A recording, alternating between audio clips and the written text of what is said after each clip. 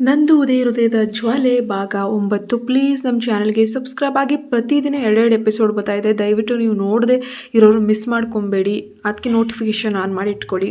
ತುಂಬ ಜನ ಈ ಸ್ಟೋರಿನ ನೋಡ್ತಾನೆ ಇಲ್ಲ. ಅಷ್ಟರಲ್ಲೇ ಹಿನ್ನೆಲೆಯಲ್ಲಿ ಶಾರ್ವರಿಯ ಅತ್ಯಂತ ನೆಚ್ಚಿನ ಪ್ರಣಯ ಗೀತೆ ಒಂದು ಪ್ಲೇ ಆಯಿತು. ಆ ಮಧುರವಾದ ಹಾಡನ್ನು ಕೇಳ್ತಿದ್ದಂಗೆ ಶಾರ್ವರಿಯ ಕಣ್ಣುಗಳು ಆನಂದದಿಂದ ಹೊಳಿತಾ ಇದ್ವು. ಅಗಸ್ತ್ಯ ಅವಳೊಂದಿಗೆ ನೃತ್ಯ ಮಾಡುತ್ತಲೇ ಮುಗುಳ್ನಕ್ಕು, ಇದು ನಿನ್ನ ಫೇವ್ರೆಟ್ ಸಾಂಗ್ ಅಲ್ವಾ ಅಂತ ಹೇಳ್ತಾನೆ. ಅಗಸ್ತ್ಯನ ಮಾತನ್ನ ಕೇಳಿ ಶಾರ್ವರಿಗೆ ಆಶ್ಚರ್ಯ ತಡೆಯಲಾಗಲಿಲ್ಲ. ಏನೋ ಇದು ನನ್ನ ನೆಚ್ಚಿನ ಹಾಡು ಅಂತ ನಿಮ್ಗಿದು ಇನ್ನು ನೆನಪಿದ್ಯಾ ಎಂದು ಕಣ್ಣರಳಿಸಿ ಕೇಳಿದ್ಲು. ಅಗಸ್ತ್ಯ ಮತ್ತಷ್ಟು ಹತ್ತಿರ ಬಂದು, ನಿನ್ನ ಬಗ್ಗೆ ಇರೋ ಪ್ರತಿಯೊಂದು ವಿಷಯವೂ ನನಗೆ ಯಾವಾಗಲೂ ನೆನಪಿರುತ್ತೆ ಶಾರ್ವರಿ ಅಂತ ಹೇಳ್ತಾನೆ ಜಾರುವ ಧ್ವನಿಯಲ್ಲಿ. ಅವನ ಬಾಯಿಂದ ಆ ಮಾತು ಕೇಳಿ ಶಾರ್ವರಿ ಮನಸ್ಸಿನಲ್ಲಿ ಮುಖ ಸಣ್ಣಗೆ ಮಾಡಿಕೊಂಡು, ಹಾಗಾದರೆ ಇಷ್ಟೊತ್ತಿಂದನೂ ನನ್ನನ್ನು ಯಾಕಷ್ಟೊಂದು ಇಗ್ನೋರ್ ಮಾಡ್ತಿದ್ಯಾ ಎಂದು ನೇರವಾಗಿಯೇ ಕೇಳಿಬಿಟ್ಲು. ಅಗಸ್ತ್ಯ ಕೂಡ ಸಮಾಧಾನವಾಗಿ, ನಾನು ನಿನ್ನನ್ನು ಎಲ್ಲೂ ಇಗ್ನೋರ್ ಮಾಡ್ತಾ ಇಲ್ಲ ಅಮ್ಮ ಅಂತ ಉತ್ತರಿಸ್ದ.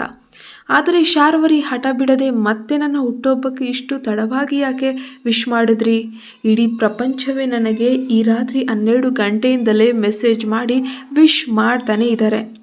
ಆದರೆ ನೀನು ಮಾತ್ರ ಇಡೀ ಜಗತ್ತಿನ ಕೊನೆಯ ಮನುಷ್ಯನ ತರಹ ಫೈನಲಲ್ಲಿ ಈ ತರಹ ಬಂದು ವಿಶ್ ಮಾಡ್ತಿದ್ಯಲ್ಲ ಅಂತ ಹೇಳಿ ಮುನಿಸ್ಕೊಂಡ್ಳು. ಅದಕ್ಕೆ ಅಗಸ್ತ್ಯ ನಿಟ್ಟುಸಿರು ಬಿಟ್ಟು, ಹಾಂ ಹೌದು, ಇವತ್ತು ಆಫೀಸ್ನಲ್ಲಿ ತುಂಬ ಕೆಲಸ ಇತ್ತು.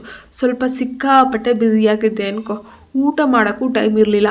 ಅದಕ್ಕೆ ತಕ್ಷಣ ಗಮನ ಕೊಡೋಕ್ಕೂ ಆಗಲಿಲ್ಲ ಎಂದು ಸಬೂಬನ್ನು ನೀಡ್ದ. ಅಷ್ಟರಲ್ಲಿ ಅಗಸ್ತ್ಯ ಶಾರ್ವರಿಯನ್ನು ಮೃದುವಾಗಿ ಒಂದು ರೌಂಡ್ ತಿರುಗಿಸಿ ಮತ್ತೆ ತನ್ನ ಎದೆಯ ಹತ್ತಿರಕ್ಕೆ ಎಳೆದುಕೊಳ್ತಾನೆ.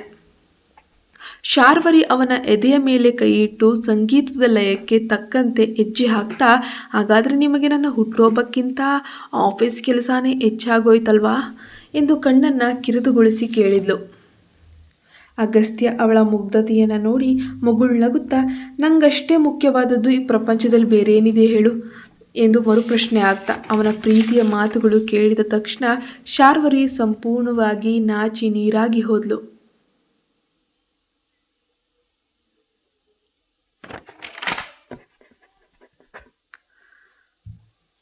ಅವಳ ಕೆನ್ನೆಗಳು ಕೆಂಪಾಗುವುದನ್ನು ನೋಡಿ ಅಗಸ್ತ್ಯ ಮತ್ತೊಮ್ಮೆ ಅವಳನ್ನು ಹೊಗಳುತ್ತಾ, ಅಂದಹಾಗೆ ಇವತ್ತು ನೀನು ನಿಜವಾಗಿಯೂ ದೇವತೆ ತರಹ ಸುಂದರವಾಗಿ ಕಾಣ್ತಿದ್ಯಾ ಗೊತ್ತಾ?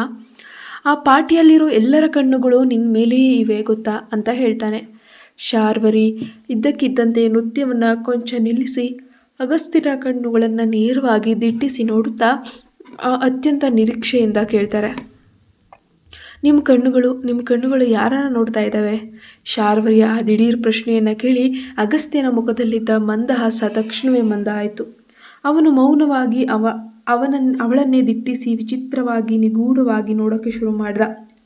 ಆ ಕಣ್ಣುಗಳಲ್ಲಿ ಏನೋ ರಹಸ್ಯ ಇದೆ ಅನ್ನಿಸ್ತು. ಶಾರ್ವರಿ ಪ್ರಶ್ನೆಗೆ ಅಗಸ್ತ್ಯ ಒಂದು ಕ್ಷಣ ಮೌನವಾಗಿ ನಂತರ ಮೆಲ್ಲಗೆ ಮುಗುಳ್ನಕ್ಕು, ಪಾರ್ಟಿಯಲ್ಲಿರೋ ಎಲ್ಲರ ಕಣ್ಣುಗಳು ನಿನ್ನ ಮೇಲಿದ್ದಾಗ ನನ್ನ ಕಣ್ಣುಗಳು ಮಾತ್ರ ಬೇರೆ ನೋಡೋಕೆ ಸಾಧ್ಯನಾ ಶಾರ್ವರಿ ಅಂತ ಹೇಳ್ತಾನೆ. ಅವನ ಆ ಒಂದು ಮಾತು ಇದೆಯಲ್ಲ, ಅದು ಹೃದಯಕ್ಕೆ ತಂಪಾಗಿತ್ತು. ಅಗಸ್ತ್ಯ ತನ್ನನ್ನು ನೋಡ್ತಾ ಇದ್ದಾನೆ, ತನ್ನನ್ನು ಹೊಗಳುತ್ತಾ ಇದ್ದಾನೆ ಅನ್ನೋ ಸಂಭ್ರಮವೇ ಒಳಗೆ ಸಾಕಾಗಿತ್ತು. ಅವಳು ತಕ್ಷಣ ಧೈರ್ಯನ ತಂದುಕೊಂಡು, ಅಗಸ್ತ್ಯ, ನಾನು ನಿಮ್ಮ ಜೊತೆ ಒಂದು ತುಂಬ ಮುಖ್ಯವಾದ ವಿಚಾರ ಮಾತಾಡಬೇಕು ಅಂತ ಹೇಳಿದ್ಲು. ಅಗಸ್ತ್ಯ ತಲೆಯಾಡಿಸಿ, ಹೌದಾ ಹೇಳು ಶಾರ್ವರಿ, ಏನು, ನಾನು ಕೇಳ್ತೀನಿ ಅಂತ ಅಂದ. ಇಲ್ಬೇಡ, ನೀವು ದಯವಿಟ್ಟು ಸ್ವಲ್ಪ ಟೆರೆಸ್ ಕಡೆ ಬರಬಹುದಾ ಅಂತ ಕೇಳಿದ್ಲು. ಶಾರ್ವರಿ ಕೇಳಿದಾಗ ಅಗಸ್ತ್ಯನಿಗೆ ಸ್ವಲ್ಪ ಗೊಂದಲಮಯವಾಗಿತ್ತು. ಇಲ್ಲ ಅಂತಲೂ ಹೇಳೋಕ್ಕಾಗಲಿಲ್ಲ. ಇಲ್ಲಿ ಎಲ್ಲರ ಮುಂದೆ ಮಾತನಾಡೋಕ್ಕೆ ಆಗದಂತಹ ವಿಷಯ ಏನಿದೆ ಶಾರ್ವರಿ ಅಂತ ಮತ್ತೆ ಪ್ರಶ್ನೆ ಮಾಡ್ತಾನೆ. ಶಾರ್ವರಿ ನಾಚಿಕೆಯಿಂದ ತನ್ನ ಕೆಳತುಟಿಯನ್ನು ಕಚ್ಕೊಳ್ಳುತ್ತಾ, ಅದು ತುಂಬ ಪರ್ಸ್ನಲ್ ಆದ ವಿಚಾರ. ನಾನು ನಿಮ್ಮ ಹತ್ರ ಒಬ್ಬಂಟಿಯಾಗಿ ಮಾತಾಡಬೇಕಿತ್ತು. ಪ್ಲೀಸ್ ಒಂದ್ಸಲ ಟೆರೆಸ್ಗೆ ಬರ್ತೀರಾ? ಬನ್ನಿ ಅಂತ ಹೇಳಿ ವಿನಂತಿಸಿದ್ಲು. ಅಗಸ್ತ್ಯ ಒಂದು ಕ್ಷಣ ಯೋಚಿಸಿ, ಸರಿ ಆಗ್ಬಹುದು, ಬರ್ತೀನಿ ಅಂತ ಅಂದ. ಅವನು ಒಪ್ಪಿದ್ದೇ ತಡ. ಶಾರ್ವರಿಯ ಸಂತೋಷಕ್ಕೆ ಪಾರವೇ ಇರಲಿಲ್ಲ. ಥ್ಯಾಂಕ್ ಯು, ಹಾಗಾದರೆ ಇನ್ನೂ 15 ನಿಮಿಷದಲ್ಲಿ ನೀವು ಅಲ್ಲಿಗೆ ಬನ್ನಿ, ನಾನು ನಿಮಗೋಸ್ಕರ ಕಾಯ್ತಾ ಇರ್ತೀನಿ ಅಂತ ಹೇಳಿ ಅವಳು ಅಲ್ಲಿಂದ ಹೊರಟಳು. ಅನಾಮಿಕಾ ಹುಡುಗಿಯ ಹೆಸರು ಮಾನ್ಯತಾ. ಅವಳು ಅಗಸ್ತ್ಯ ಮತ್ತು ಶಾರ್ವರಿ ಇಷ್ಟು ಹತ್ತಿರವಾಗಿರೋದನ್ನು ನೋಡ್ತಾ ಇದ್ಲು. ನನಗೆ ಇವರಿಬ್ಬರು ಹೀಗೆ ಒಟ್ಟಿಗೆ ಇರೋದು ಸ್ವಲ್ಪನೂ ಇಷ್ಟ ಆಗ್ತಿಲ್ಲ ಅಪ್ಪ. ಈ ಶಾರ್ವರಿ ಉದ್ದೇಶ ಸರಿ ಇದ್ದ ಹಾಗಿಲ್ಲ. ಅವಳು ಬೇಕಂತಲೇ ನನ್ನ ದಾರಿಗೆ ಅಡ್ಡ ಬರೋಕ್ಕೆ ನೋಡ್ತಿದ್ದಾಳೆ ಅಂತ ನನ್ನ ಮನಸ್ಸು ಹೇಳ್ತಿದೆ ಅಂತ ಸಿಟ್ಟಿನಿಂದ ಅವರ ಅಪ್ಪನಿಗೆ ಹೇಳ್ತಿದ್ದಾಳೆ. ಅದಕ್ಕೆ ಭೂಪೇಂದ್ರ ತನ್ನ ಮಗಳನ್ನು ಸಮಾಧಾನ ಪಡಿಸುತ್ತಾ, ಮಗಳೇ ನೀನ್ಯಾಕೆ ಸುಮ್ಮನೆ ಚಿಂತೆ ಮಾಡ್ತೀಯಾ? ಅಗಸ್ತ್ಯ ಯಾವಾಗಲೂ ನಿನ್ನವನೇ. ಆ ಹುಡುಗಿ ಏನೇ ಆಟ ಆಡಿದ್ರು ಅಗಸ್ತ್ಯನನ್ನು ತನ್ನದಾಗಿಸ್ಕೊಳ್ಳೋಕೆ ಅವಳಿಂದ ಸಾಧ್ಯವೇ ಇಲ್ಲ. ಅಗಸ್ತ್ಯ ಇವತ್ತು ಬಿಸ್ನೆಸ್ ಲೋಕದಲ್ಲಿ ಇಷ್ಟು ದೊಡ್ಡ ಮಟ್ಟಕ್ಕೆ ಬೆಳೆಯೋಕೆ ನಾನೇ ಕಾರಣ. ನಮ್ಮ ಋಣ ಅವನ ಮೇಲಿದೆ. ನಾನು ಹೋಗಿ ಅವನ ಹತ್ತಿರ ನಿನ್ನ ಮದುವೆ ಪ್ರಸ್ತಾಪ ಇಟ್ಟರೆ ಅವ್ನು ಖಂಡಿತವಾಗಿಯೂ ನಿರಾಕರಿಸೋಕೆ ಸಾಧ್ಯನೇ ಇಲ್ಲ ಎಂದು ಗಂಭೀರವಾಗಿ ನುಡಿತಾನೆ. ಸ್ವಲ್ಪ ಸಮಯದ ನಂತರ ಅಗಸ್ತ್ಯ ಟೆರೆಸ್ ಕಡೆಗೆ ಬರ್ತಾನೆ. ಅಲ್ಲಿನ ದೃಶ್ಯ ನೋಡಿ ಅವನು ಆಶ್ಚರ್ಯಚಕಿತನಾಗಿ ಹೋಗ್ತಾನೆ.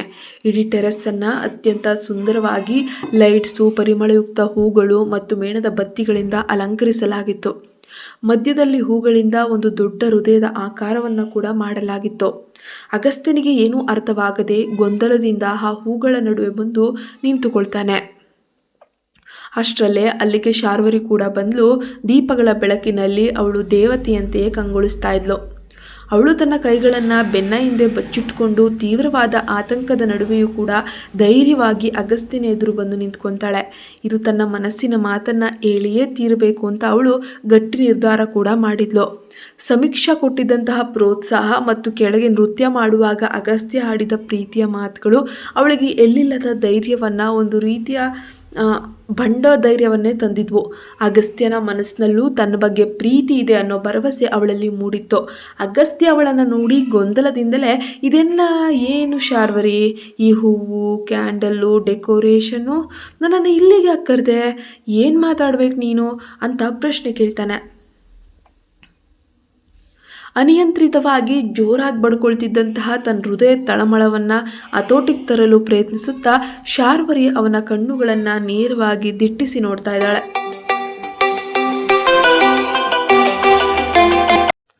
ಅಗಸ್ತ್ಯ, ನಿಜ ಹೇಳಬೇಕಾದ್ರೆ ನಾನು ನಿಮಗೆ ಒಂದು ತುಂಬ ಮುಖ್ಯವಾದ ವಿಷಯ ಹೇಳಬೇಕು ಅಂತ ಮಾತನ್ನು ಶುರು ಮಾಡಿದ್ಲು. ಅಗಸ್ತ್ಯ ತಕ್ಷಣವೇ ಏನೂ ಮಾತಾಡಲಿಲ್ಲ. ಶಾರ್ವರಿ ಮುಂದೆ ಏನೋ ಹೇಳ್ತಾಳೆ ಅಂತ ಕಾಯುತ್ತಾ ಮೌನವಾಗಿ ನಿಂತಿದ್ದ. ಶಾರ್ವರಿ ಮನಸ್ಸಿನಲ್ಲೇ ಧೈರ್ಯ ತಂದುಕೊಳ್ಳುತ್ತಾ, ಹೌದು ಶಾರ್ವರಿ, ಧೈರ್ಯಗಿಡಬೇಡ, ಇನ್ನು ಒಂದೇ ಒಂದು ಸೆಕೆಂಡು, ಈಗ ಮಾಡು ಇಲ್ಲವೇ ಮಡಿ ಎಂದು ತನಗೆ ತಾನೇ ಪ್ರೋತ್ಸಾಹಿಸಿಕೊಂಡ್ಳು. ಅವಳು ದೀರ್ಘವಾಗಿ ಉಸಿರೆಳೆದುಕೊಂಡು ನಿಧಾನವಾಗಿ ಮಂಡಿಯೂರಿ ಕುಳಿತು ಬೆನ್ನ ಹಿಂದೆ ಬಚ್ಚಿಟ್ಕೊಂಡಿದ್ದಂತಹ ಕೆಂಪು ಗುಲಾಬಿಯನ್ನು ಅಗಸ್ತ್ಯನ ಕಡೆಗೆ ಚಾಚಿದ್ಲು. ಇದನ್ನು ನೋಡಿದ ಅಗಸ್ತ್ಯನಿಗೆ ಒಂದು ಕ್ಷಣ ಆಶ್ಚರ್ಯ ಆಯಿತು. ಅವಳು ಏನು ಮಾಡಲು ಹೊರಟಿದ್ದಾಳೆ ಎಂಬ ಸಣ್ಣ ಕಲ್ಪನೆ ಅವನಿಗೆ ಸಿಕ್ಕಂತಾಯಿತು. ಅಗಸ್ತ್ಯ ಏನಾದರೂ ಹೇಳಿ ತಡೆಯುವ ಮುನ್ನವೇ ಶಾರ್ವರಿ ತನ್ನ ಹೃದಯದ ಆಳದಲ್ಲಿದ್ದಂತಹ ಆ 3 ಮಾತುಗಳನ್ನು ಹೇಳಿಯೇ ಬಿಟ್ಲು. ಅಗಸ್ತ್ಯ, ನಾನು ನಿಮ್ಮನ್ನು ಪ್ರಾಣಕ್ಕಿಂತ ಹೆಚ್ಚಾಗಿ ಪ್ರೀತಿಸ್ತಾ ಇದ್ದೀನಿ. ಅಗಸ್ತ್ಯನಿಗೆ ಇದು ನಿರೀಕ್ಷಿತವಾಗಿದ್ದರೂ ಕೂಡ ಅವಳ ಬಾಯಿಯಿಂದ ನೇರವಾಗಿ ಕೇಳಿ ದಿಗ್ಭ್ರಮೆ ಅನ್ನೋದು ಉಂಟಾಯಿತು. ಶಾರ್ವರಿ ತನ್ನೊಳಗೆ ಸಂಭ್ರಮಿಸುತ್ತಾ, ಹೌದು, ಕೊನೆಗೂ ನಾನು ನನ್ನ ಪ್ರೀತಿಯನ್ನು ಹೇಳಿಬಿಟ್ಟೆ, ಈಗ ಅವನ ಉತ್ತರದ ಕಾಯುವಿಕೆ ಅಷ್ಟೆ ಅಂತ ಅಂದುಕೊಂಡ್ಳು. ಅವಳು ಆಸೆಯಿಂದ ಅಗಸ್ತ್ಯನ ಮುಖವನ್ನು ನೋಡಿದಾಗ ಅಲ್ಲಿ ಆನಂದದ ಬದಲು ಗಾಢವಾದ ಮೌನ ಆವರಿಸಿತು. ಶಾರ್ವರಿ ಕಣ್ಣುಗಳಲ್ಲಿ ನೂರಾರು ಆಸೆಗಳನ್ನು ತುಂಬಿಕೊಂಡು, ಅಗಸ್ತ್ಯ, ಇದೆಲ್ಲ ನಿಮಗೆ ದಿಢೀರಂತ ಅನ್ನಿಸ್ಬೋದು, ಆದರೆ ನನ್ನ ಭಾವನೆಗಳನ್ನು ಇನ್ಮುಂದೆ ನಿಮ್ಮಿಂದ ಮುಚ್ಚಿಡೋಕೆ ನನ್ನಿಂದ ಸಾಧ್ಯವಾಗಲಿಲ್ಲ. ನನ್ನ ಪ್ರೀತಿ ಇವತ್ತು ನೆನ್ನೆಯದೆಲ್ಲ ಅಗಸ್ತ್ಯ.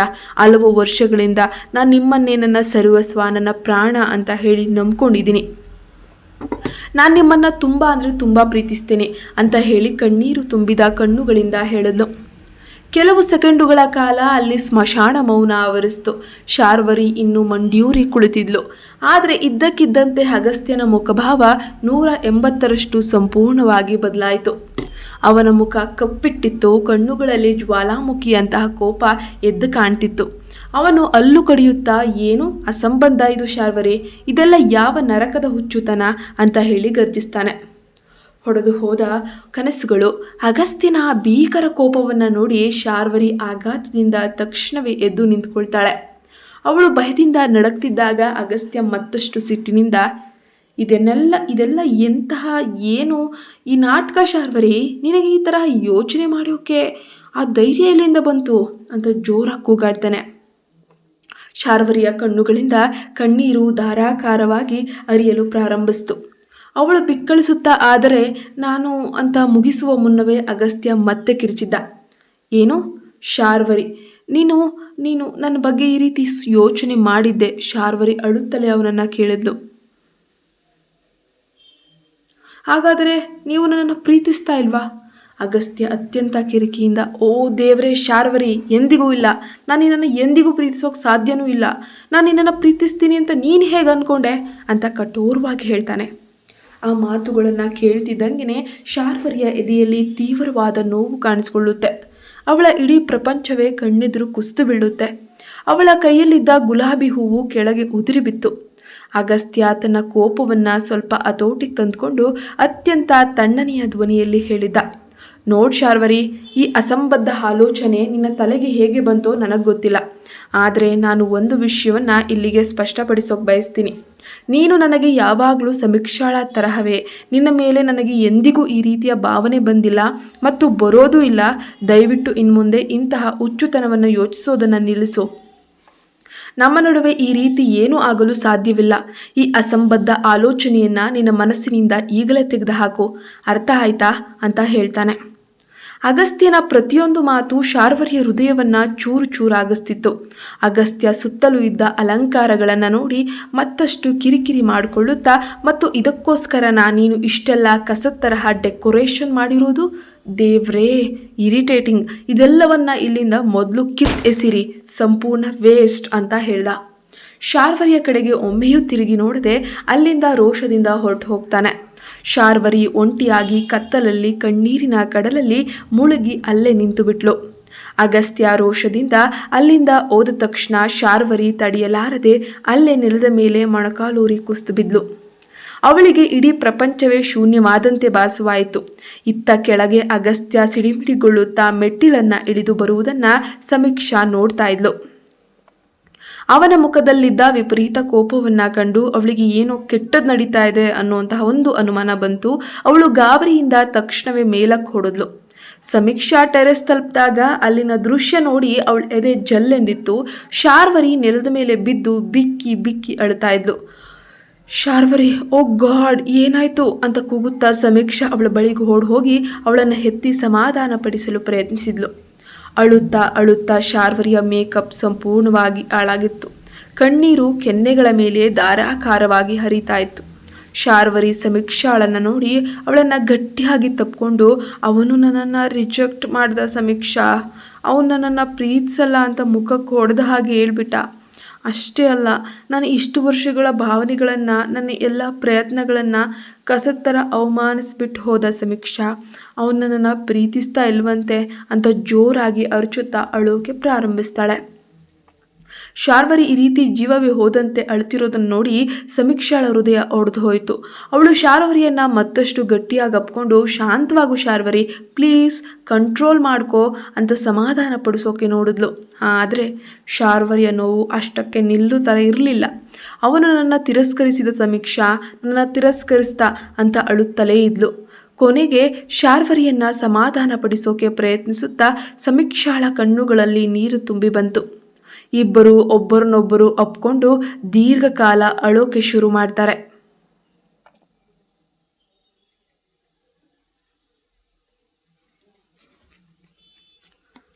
ಸ್ವಲ್ಪ ಸಮಯದ ನಂತರ ಹೇಗೋ ತಮ್ಮನ್ನು ತಾವು ನಿಯಂತ್ರಿಸಿಕೊಂಡು ಇಬ್ಬರು ಕೆಳಗೆ ಬಂದರು. ಆದರೆ ಕೆಳಗೆ ಬರುತ್ತಲೇ ಅವರಿಗೆ ಕಾಯ್ತಿತ್ತು ಮತ್ತೊಂದು ಅತಿ ದೊಡ್ಡ ಆಘಾತಕಾರಿ ಸುದ್ದಿ.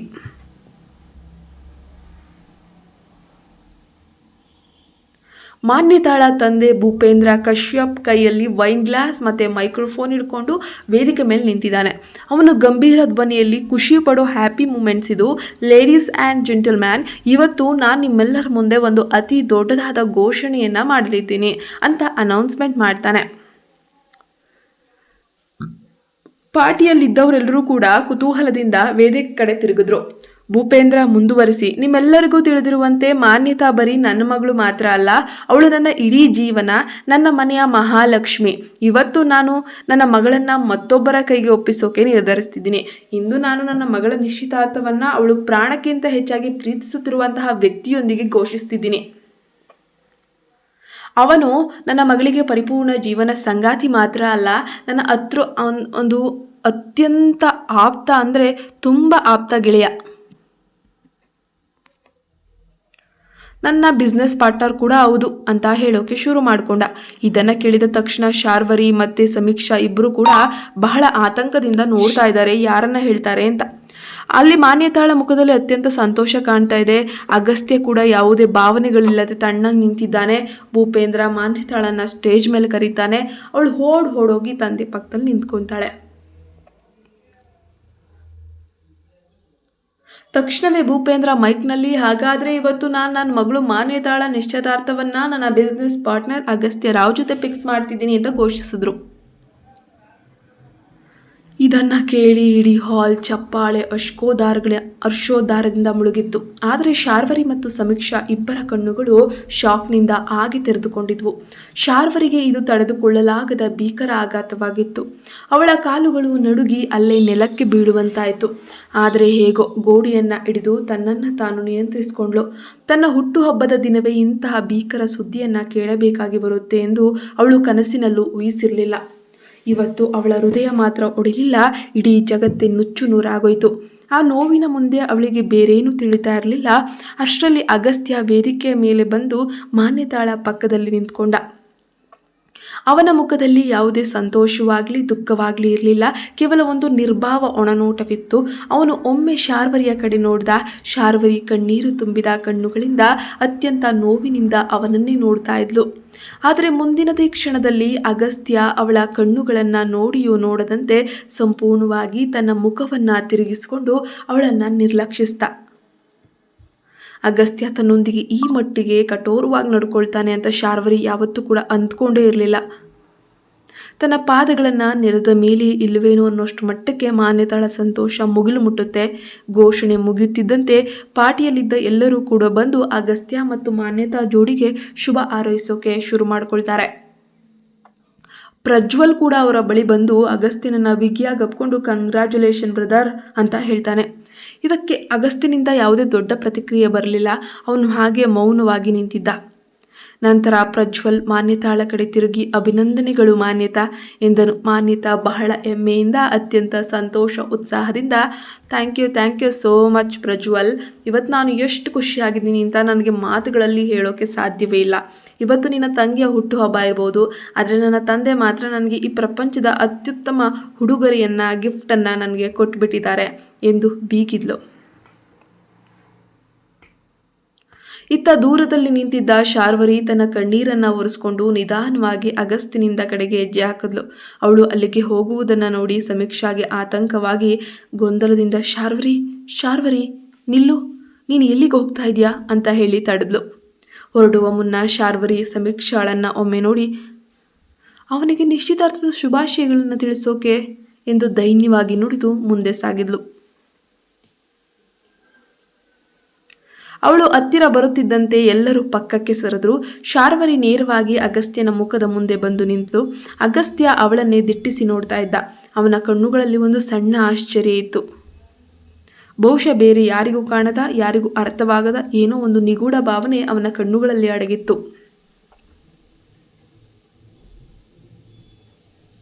ಅವನು ಇಡೀ ಪ್ರಪಂಚದಿಂದ ತನ್ನ ತಂಗಿಯಿಂದ ಮತ್ತು ಮುಖ್ಯವಾಗಿ ಶಾರ್ವರಿಯಿಂದ ಏನನ್ನೋ ಬಲವಾಗಿ ಮರೆಮಾಡಲು ಪ್ರಯತ್ನಿಸುತ್ತಿರುವಂತೆ ಕಾಣ್ತಿತ್ತು. ಶಾರ್ವರಿ ಹೇಗೋ ತನ್ನ ನೋವನ್ನು ನುಂಗಿ ಮುಖದ ಮೇಲೆ ಒಂದು ನಕಲಿ ನಗುವನ್ನು ತಂದುಕೊಂಡು ಅಗಸ್ತ್ಯನ ಕಡೆ ಕೈ ಚಾಚಿ ಅಭಿನಂದನೆಗಳು ಅಗಸ್ತ್ಯ ಅಂದ್ಲು.